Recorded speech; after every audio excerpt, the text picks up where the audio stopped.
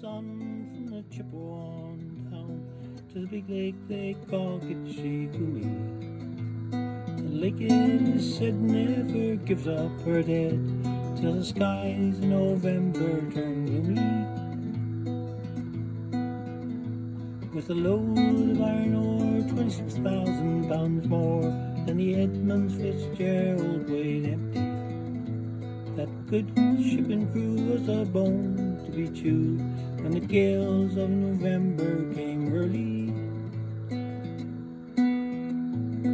The ship was the pride of the American side, coming back from some mill in Wisconsin.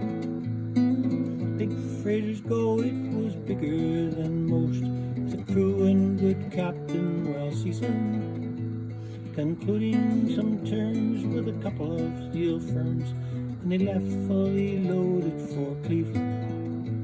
And later that night when the ship's bell rang, could it be the north wind they'd been feeling?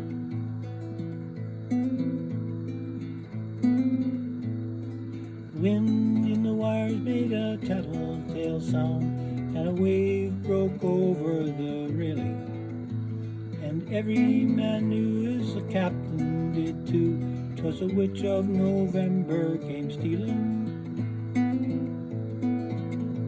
The dawn came late and the breakfast had to wait, when the gales of November came slashing. When afternoon came, it was freezing rain in the face of a hurricane west wind.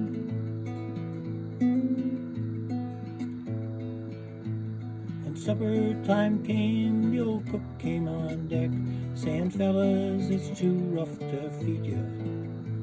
At 7 p.m. the main hatchway caved in. He said, "Fellas, it's been good to know ya." The captain wired in, he had water coming in, and a good ship and crew were in peril. And later that night, when the lights went out of sight, came the wreck of the Edmund Fitzgerald. Does any man know where the love of God goes when the waves turn the minutes to hours? The searchers all say they'd have made Whitefish Bay if they'd put 15 more miles behind her. They might have split up, or they might have capsized. They may have broke deep and took water. And all that remains are the faces and names of the wives and the sons and the daughters. Lake Huron old Superior sings in the rooms of our ice water rancher. Old Michigan steams like a young man's dreams.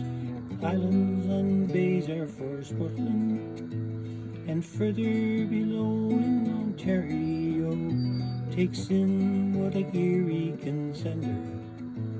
And the iron boats go, as the mariners all know, with the gales of November, remember.